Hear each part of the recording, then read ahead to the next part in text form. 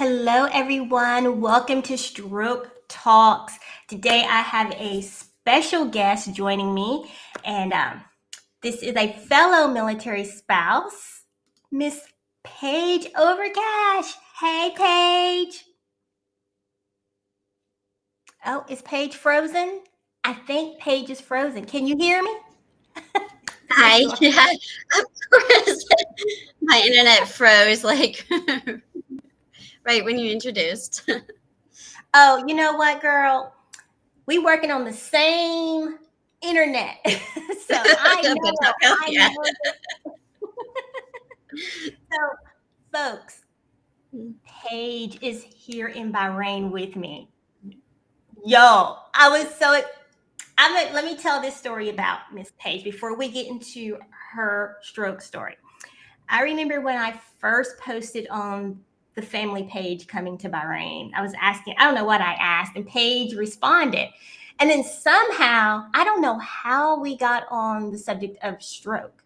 I'm like, oh, I have still not met Paige in person, but Paige, there was a sense of relief to know there was someone else here in Bahrain, an American, that had a stroke. Because I don't know about you, before coming to Bahrain, we had questions. There was several questions about if I would be suited to be here in Bahrain. Was that your case?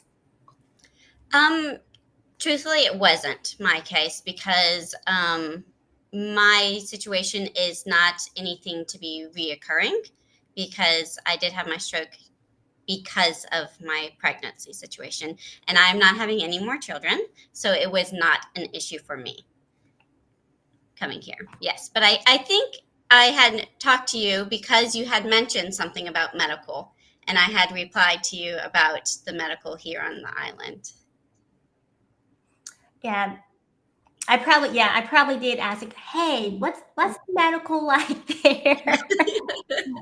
About neurologist, right? Like, neurologist was important to me. Like, hey, but Paige, before we get into our talk today, I do want to pause and say thank you to our sponsor, USAA. So, USAA is Mill Spouse Conversations sponsor, and I am the owner of Mill Spouse Conversations. And Stroke Talks is having a series with military spouses and members to share their stories and their journeys when it comes to stroke awareness. And so USAA is supporting this series. So as you watch, give some thumbs up, some hearts, thank USAA, and go ahead and scan this QR code and go check out their resources. All right? Got it? Do it now. All right, so Paige, go ahead and tell us your stroke story because you were 24. You were 24 Yes, years old. yes, I was only 24. So when I was pregnant with my oldest son, um, I just went in for routine, had some high blood pressure, and they decided to deliver him early. He was 36 and a half weeks. And during labor and delivery, my blood pressure just kept climbing and climbing. And despite all the medications and efforts and stuff like that, um, when it was time to deliver him, my blood pressure went well over 200. And they were expecting me to have a seizure, truthfully, which I did not have, thankfully. But they went to prep me for a C-section, but it was too far. He had to be delivered then. And after his delivery, my doctor was just looking me over and he said, something's not right. I was like, something's wrong with my eye. It looked like I had like a thumbprint on my eye. And they called in the ophthalmologist and everything to look at it. And he's like, I want you to get MRI. I just think something's not right. And they found on the MRI that I had a hemorrhagic stroke during delivery. Now, you said your blood pressure spiked to over 200, Yes. and never had any blood pressure issues prior to your pregnancy? No. And in fact, when I was younger, I had low blood pressure issues. I'm going to show a picture of your son. This is your son. That cool dude. Now, Yeah. this picture is of what? Like, he has the mohawk going on. Yes. So this is the most recent picture because they had it was like rock star day at the school for their maths day for TTRS times table rock stars, and so we all dressed up as rock stars, and this was a picture we took before school. I love it. Love it. Love it. Love it. So after the MRI, they determined that you indeed had a stroke. Mhm. How How long did you have to remain in the hospital? So this was in Monterey, California. It was a small community hospital, and because of that, my doctor wasn't comfortable with me. So they actually transferred me by ambulance up to San Francisco. Now that is 2 hours away in the ambulance, and In via ambulance. yes, To, yes. So I had to take an ambulance up to San Francisco. Now, since Elias was preemie and he had a traumatic birth, because they ended up having to vacuum him because they had to get him out like now ASAP. He was in the NICU, so he could not go with me. So he had to stay in Monterey, and I had to go to San Francisco. Now, I was only there for a day, and they just said, "Go home," which was horrible because my husband had to come pick me up in San Francisco and drive. It ended up being 3 hours because, of course, it was the Pebble Beach golf tournament that weekend. And so there was so much traffic. So it ended up being 3 hours all the way back to Monterey, where I went to see my son and ended up in the ER that night because my blood pressure was still not stabilized. So then I was back at the hospital, and they ended up putting me back in the hospital with him, though. So we, like, in the same hospital, it was kind of like they were just kind of being nice about it, really, because since I had been discharged, they weren't supposed to like re-put me into labor and delivery, but they still put me there so that I could easily see Elias during that time. so, because you said that you had I cannot say the word properly, a hemorrhagic stroke. Hemorrhagic, yeah. I can, my R's. I've lost my R's since my stroke. Like it's crazy. But did they give you any medication? Did they do any type of procedure prior to transporting you? Not that I know I was on medication for blood pressure during the whole time, magnesium, which is to help with the blood pressure. And I know I ended up being on blood pressure medication for a month and a half after. So I believe I was on blood pressure medication at that time because my blood pressure had not decreased. So after you were discharged, once you went back to Monterey, they were being nice and let you back in labor and delivery. How was your recovery journey at home with a newborn? I had a lot of support. My mom came. My husband was at the Navy postgraduate school, so he was home often. Every night home. Um, but it was still pretty slow. Like I said, it was a month and a half or so before my blood pressure stabilized. I was very swollen too, which was another thing, and that didn't go away for a long time. I had about 30 pounds of fluid on me, just fluid that eventually I was on Lasix for a while too to try to get all the fluid off. With it being my first, though, I didn't really have anything to compare it to, like what a recovery is supposed to be compared to what my recovery was. So at that, Right. yeah, so at that time, I just thought I'm exhausted. I just had a baby. I'm Right, sitting right. around all the time. I can't be up, standing, walking around. After having more kids, I know that's not how it normally is. That's normal. Yeah. Yeah, but I wasn't up, walking around a lot at all. Definitely resting a lot more. It's still swollen, and during the delivery, I also, I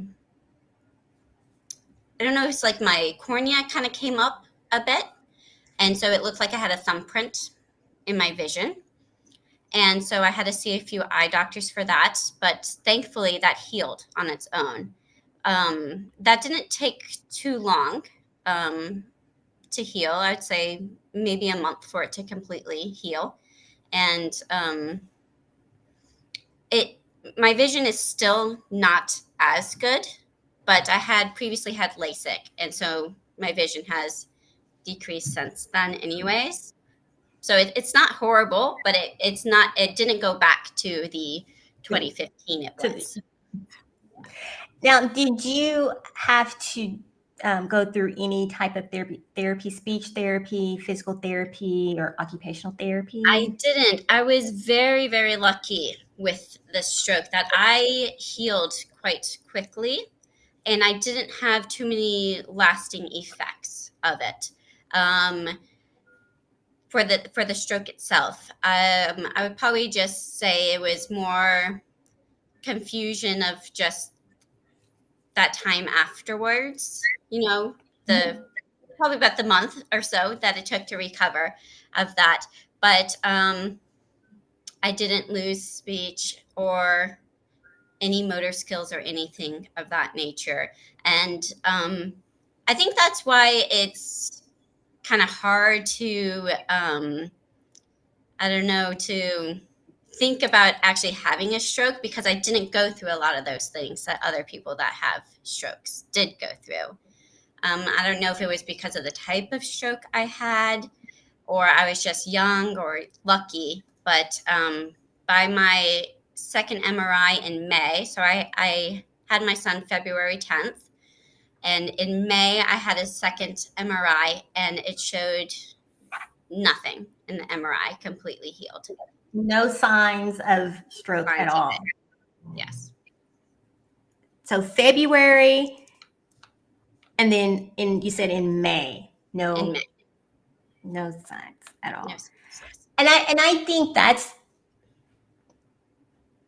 hard. This part is hard, and also I think it's important for people to understand that. Sorry, my dog is bothering me. Is that not all stroke warriors have visible signs of stroke, right? Because Yes. I'll be honest, before I had my stroke, I thought, oh, it's someone who's old. Like you're old when you have a stroke, or there are visible signs, the way someone talks. There's the facial droop. There's the gait, the way someone walks. But everyone does not have those. I call them the physical signs, but I do think that there is that mental aspect, that mental healing. How you said that, like within that first month, there was a lot of confusion. I think she froze again. Are you frozen again, Paige? Can you hear me? Yeah. Okay.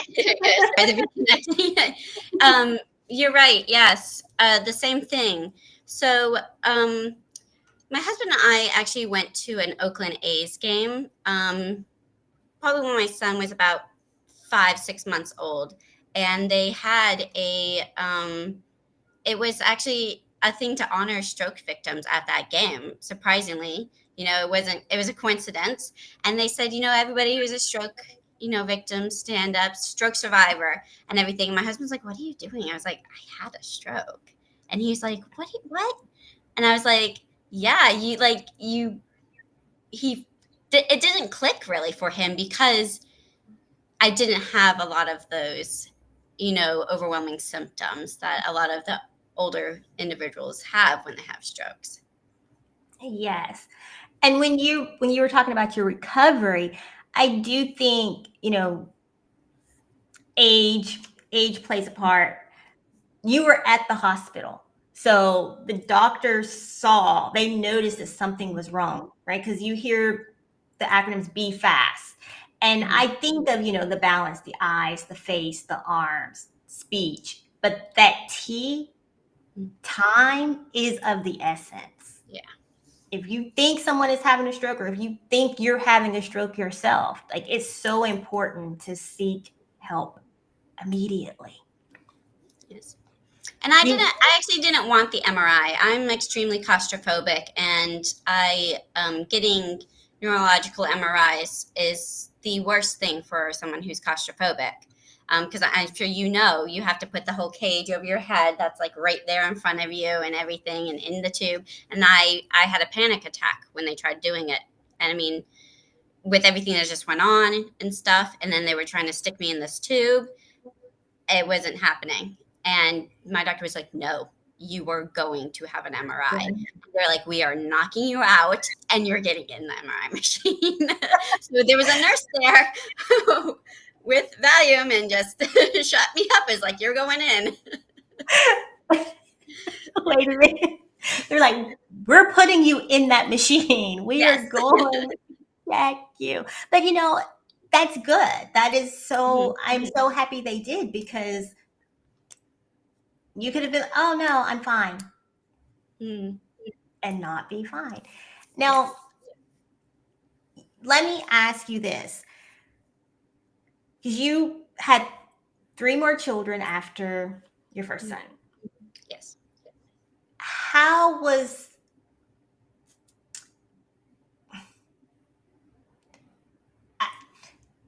there any concern? So yes, at first, we knew we already wanted like one more. And so afterwards we just talked about maybe just adopting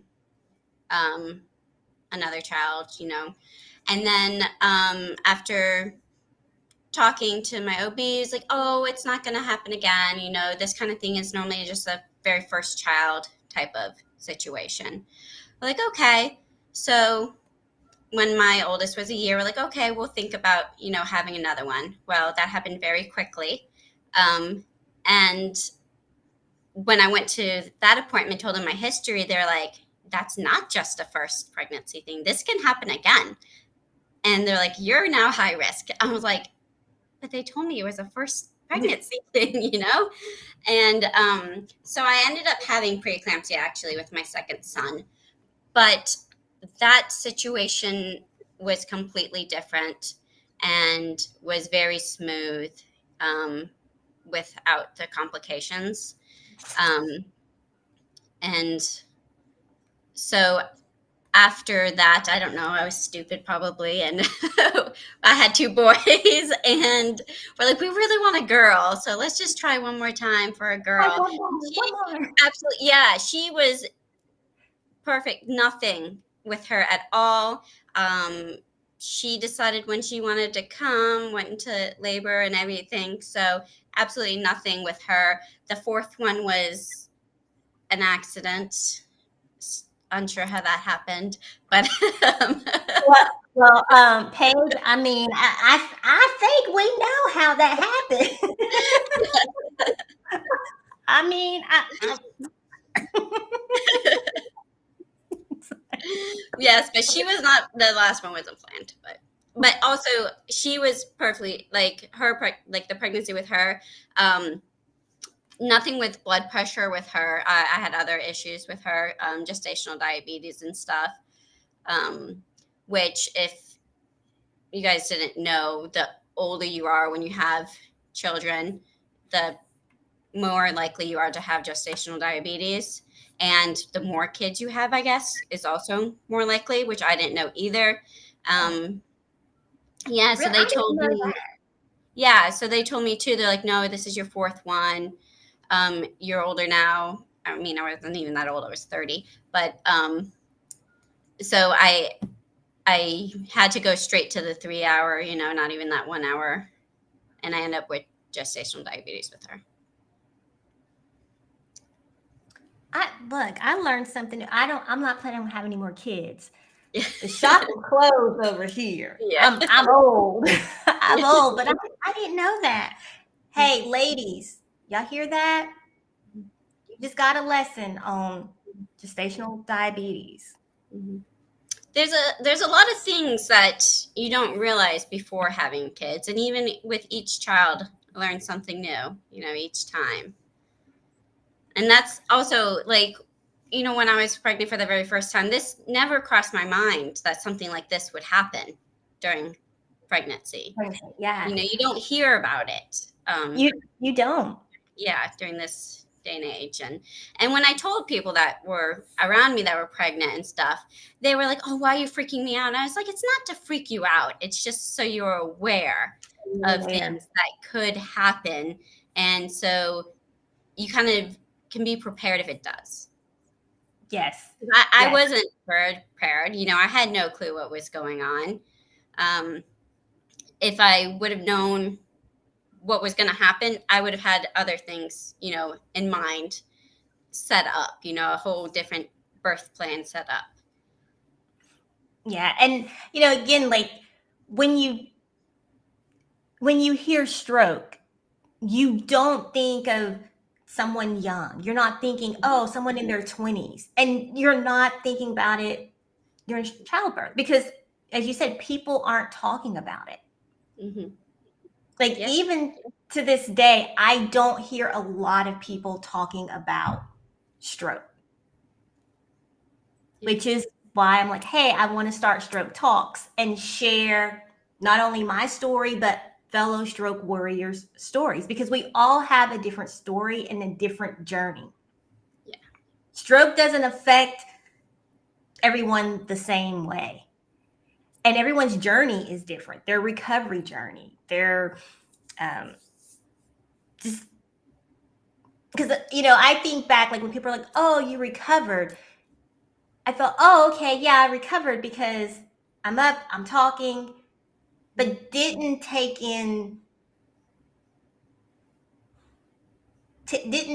about the mental aspect of the recovery journey.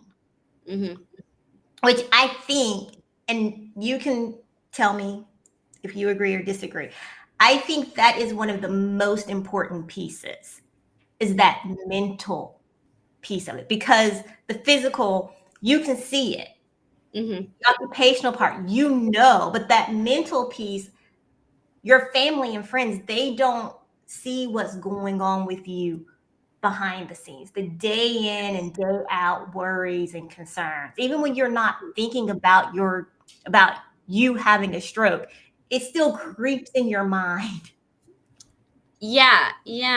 And I was never necessarily like an anxious person or anything, but I don't know if it's being a mom or the way I became a mom. Ever since that day, I feel like my anxiety is a lot worse after that. Yes, I feel like the stroke rewired, like it like rewired the brain. It hit, and it's because I'm the same. I am always anxious, and I'm like, I was never an anxious person. I love talking to people, and I am now terrified to just talk to people. And I know it's like, Sybil, you talk all the time, but it's working through those processes. Like, okay, come on, nah, you gotta get it together. You're fine. Mm-hmm. You might have a full-on panic attack, but you're good. You'll be all right. So, Paige, Mm-hmm. if you could tell a family member. Sorry, my dog is pacing. She's anxious right now. I don't know what her problem is. I think she hears my husband.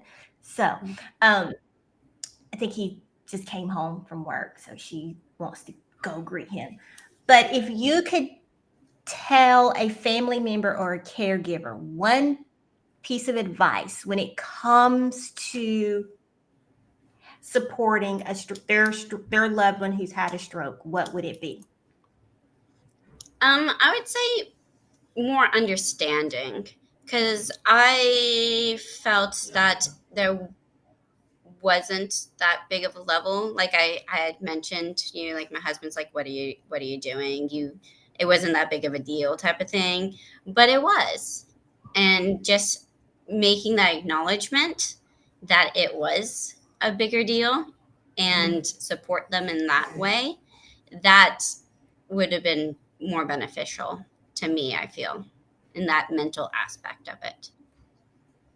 Yeah, because I think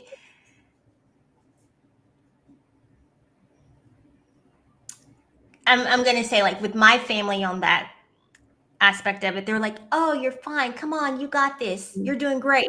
But it was like, "Okay, I know you're being supportive and you're trying to encourage me, but I need you to pull back on the throttle a little bit." Or as you said, like they're like, "Oh, any stroke survivors, please stand." It's like, okay, let me have that moment because it's helping you Yeah. work through your insecurities, your pain, your grief. Like I never understood. Someone told me, "You're grieving." And I'm like, I'm not grieving. They're like, "You're going through stages of grief and it's okay." And I'm like, "What am I grieving? I'm not grieving anything." Then I realized, oh, I was grieving. Mm-hmm. But loved ones were trying to be encouraging, but they wasn't understanding where The you difference. are in that. Yeah. Yeah. Mm-hmm. Yeah, because you look good, right? They're like, "You look Yeah. good. You're fine. Mm-hmm. You're okay." Yeah. Mm-hmm. Yeah, Because exactly. you don't have a bandage. Right. You have nothing physical for them to see. So it's like, "Oh, you're good." And you're like, "Yeah, but no, I'm not." Yeah. Mm-hmm. Yeah, you can't see high blood pressure, and I mean, they could tell I was very swollen and stuff like that, but swollen doesn't show really the damage really within. That's you don't see that as any kind of pain or anything like that. Right, right. And what would you share with a fellow stroke survivor? What would be a piece of encouragement? I kind of feel like just take one day at a time. One step at a time, one day at a time, and keep looking. Try to look more of the positive things of what you can do and not what you can't do. That's kind of how I am trying to see things in everyday life now. And Right. it's hard getting there, truthfully. No, it is. It's like you're really living life to the fullest every day, every hour, every minute, every second, because life can change. Like Yeah. your life can change a flick of a pen. Like it's like, oh, okay. Yeah. And I believe we did talk about this a little bit before the show started. Mm-hmm. I don't think we talked about it at the very beginning of the show. Please excuse me if I did. If we did, and if we did, just tell me. Sybil already answered this question, but but as a military spouse, have you struggled with or had any hurdles when it comes to being assigned different duty stations because of your stroke? No, actually, I haven't. Like I said, this was my stroke was because of the pregnancy, and I'm not having any more children, so that wasn't an issue. And also, I don't know where you came from before coming out to Bahrain and how your overseas screening process worked. But as an adult coming over here, for me, they were just like, you're alive? Okay, let's go. For the kids, it was a different problem. The kids were different. But for me, they didn't even like really look into my background too much. But so no, it wasn't an issue for me at all coming over No. here. No. No. I don't have to have those follow-up neurological visits like someone who would, who did have a stroke would normally have, because I did get that clear MRI. I don't remember if I mentioned it before we started or now, but we had a pre-conversation like 5 minutes before the show, so and you're dealing with two people with stroke brains, so sometimes it gets sorry, that was my stroke humor. It was it's okay, y'all can laugh, we're laughing. Yeah, so I had a clear MRI that showed no damage or signs of my stroke in May, and I had my son in February. And by May, my MRI, my brain scan was clear.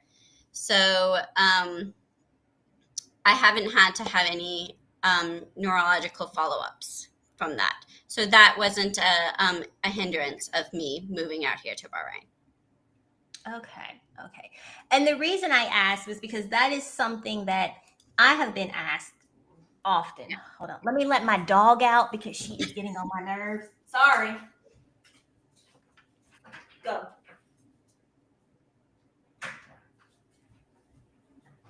I love her dearly, but she can be a nuisance sometimes.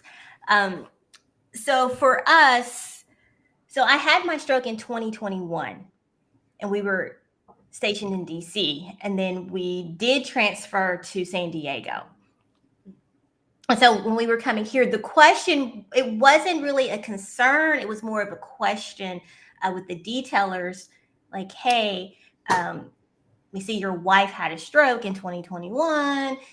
Is she EFMP? I am not EFMP.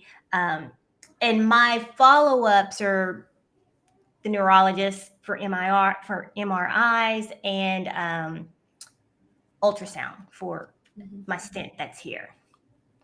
So MRI once a year, ultrasound of the carotid artery every 6 months.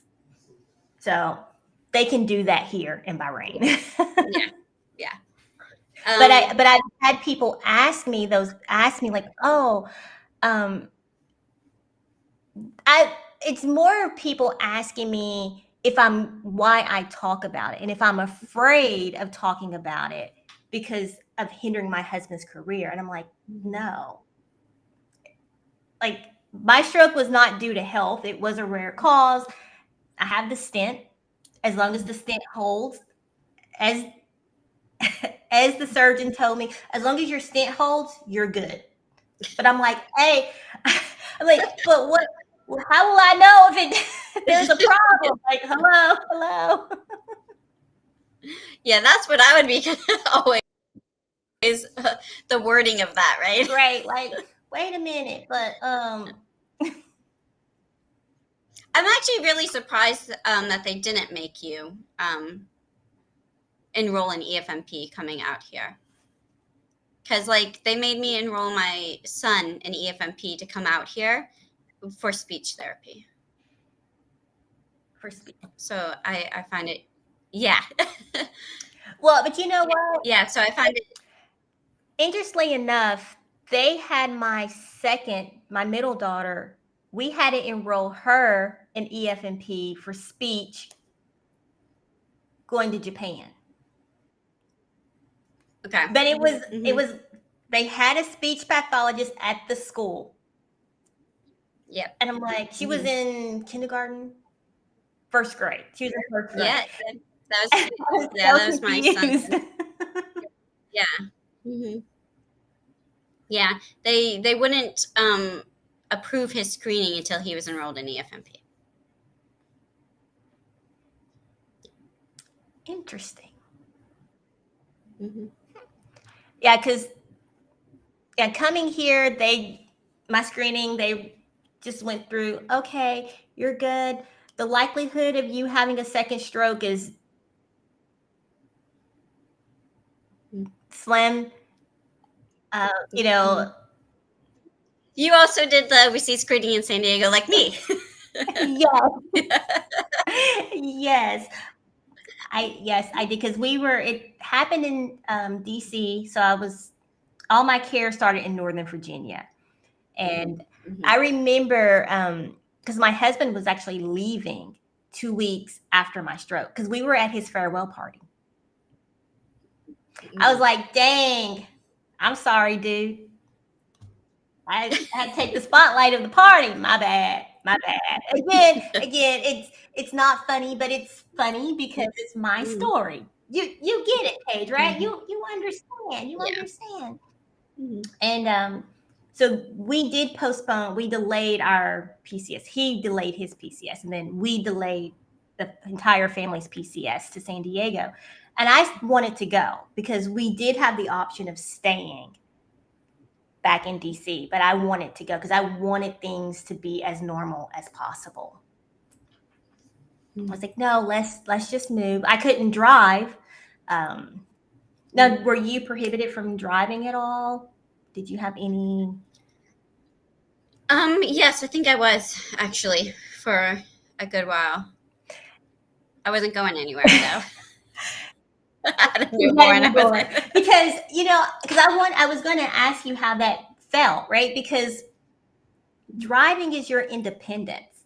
When you're used to Yeah. driving yourself around, when you're used to taking care of yourself, Mm-hmm. like been told you cannot do X, Y, and Z. You lose Yeah. your independence. Mm-hmm. Yeah. And I think in my case, for me, I was not feeling like I'm going anywhere.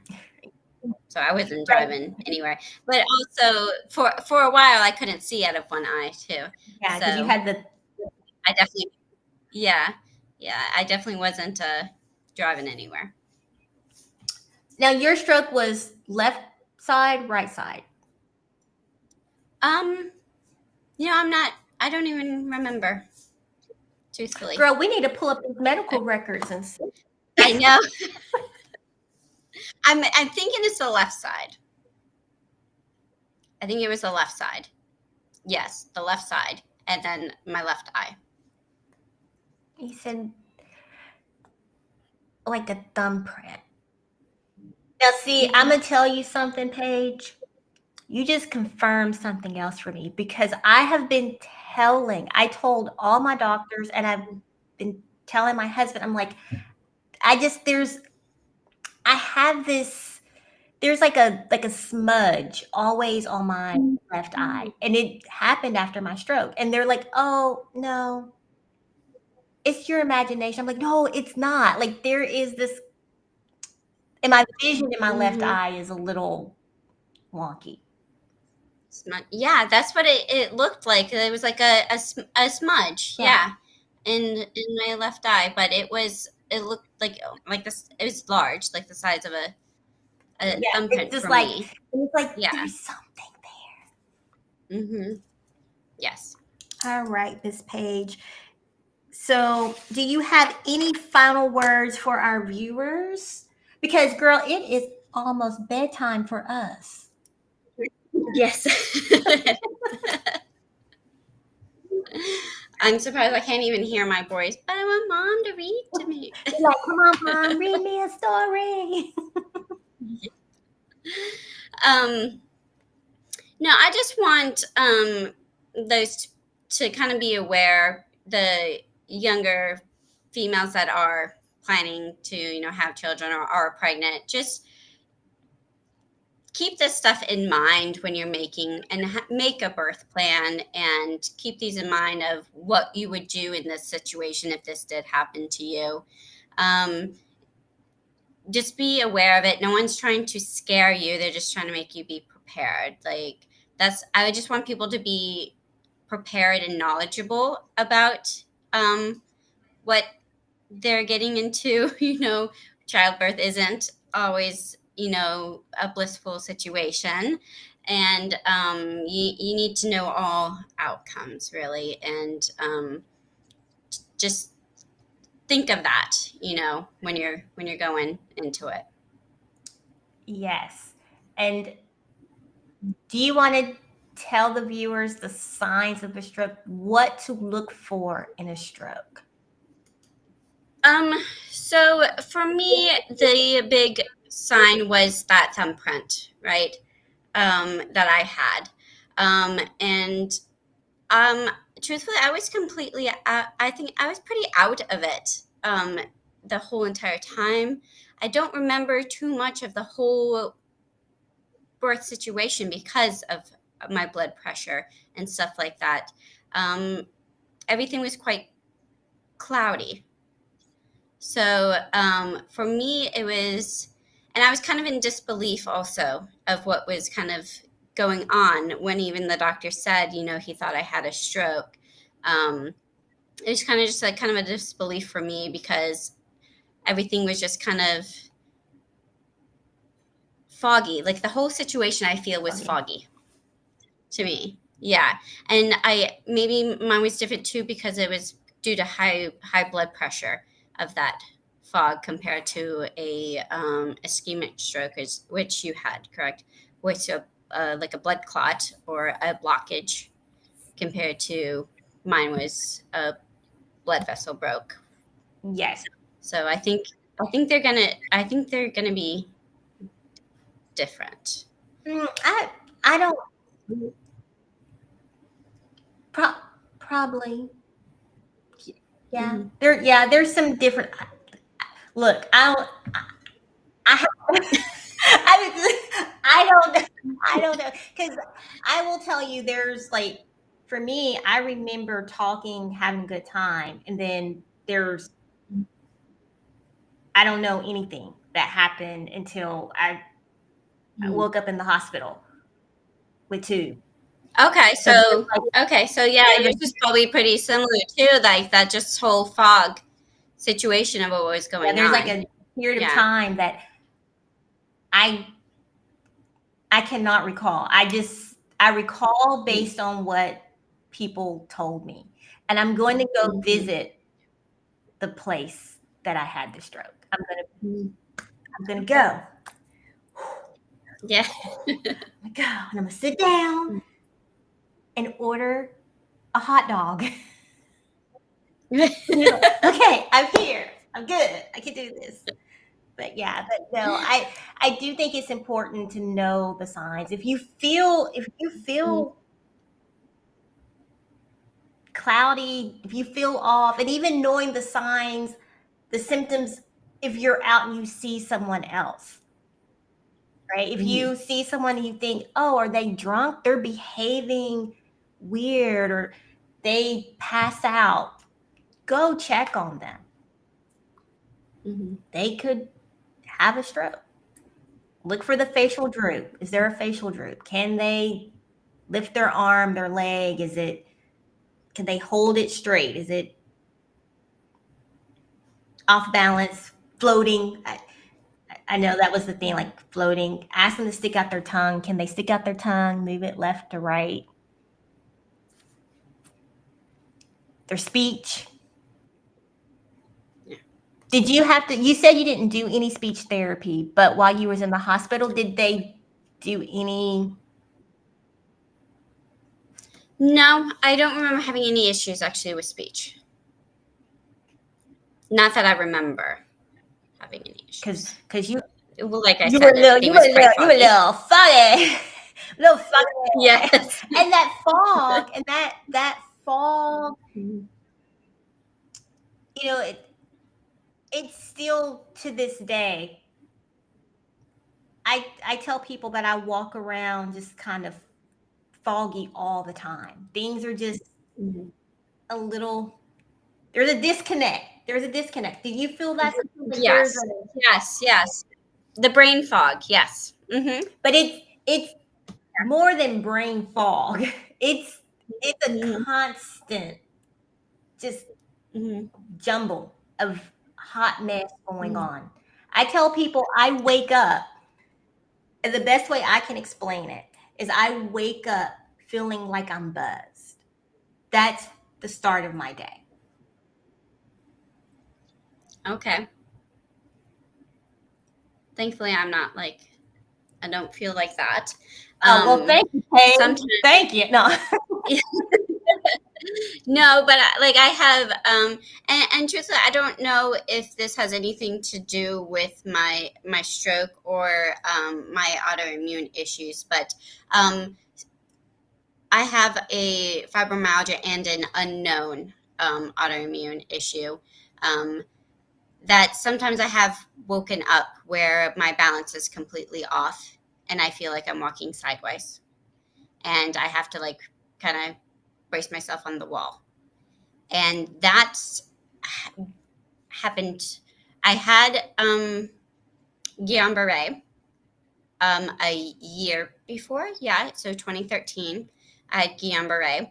But Guillain-Barré is like a once you're over it type of Okay, thing. wait a minute. What is that? Oh, okay. So Guillain-Barré is basically loss of your muscle capability. You lose it, they all become weak. In severe instances, you can not be able to breathe on your own and stuff like that. Mine wasn't like that. Mine was just limbs. It's normally due to like a virus, and your body tries to attack the virus, but it ends up attacking your own nervous system. And so it's when your nervous system is attacked, then you lose the ability of your muscles. And so like when I'd like bring something down, I didn't realize like a plate normally wouldn't be, a glass plate wouldn't normally be heavy, but it would come in and like hit me in the head because I didn't have that control. So I had that a year before having my son, but after I've had issues reoccurring of this balance problem that's come up before. And it's, who knows if it's the stroke issues or if it's, autoimmune issues or whatnot. But yeah, I have had that balance and dizziness issues. I'm writing this down because we may need to have another conversation. Because no, seriously, because I've been doing some additional research on stroke, and one of the things that came up was the autoimmune. I can, oh my goodness. Autoimmune. See, like at this point of the night for me, the tongue, I swear my tongue gets heavy. By noon, I'm like, I told you, I wake up with the buzz. So by noon, I'm like done. So this time of night, I'm wiped. And yeah. But I've been doing some research, so we're gonna have to talk about this as well, because yeah, I didn't know about that correlation. Yeah. Interesting. All right. Well, Paige, thank you for sharing your story with me and with the world. Because hey, yes, Stroke Talks is here to bring awareness and help save lives. That's what we're here for. Okay. And sharing fellow stroke warriors' stories. So if you want, yes, well, thank you for having me on. Thank you. And if you're watching and you want to share your stroke story, go ahead and scan that QR code, complete the form, and we'll get back with you and have you on the show. And it's just casual conversation. Okay. All right. Thank you, Paige. Thank you, everyone, for watching. Thank you. And thank you, USAA, for supporting No Spouse Conversations Stroke Talk series.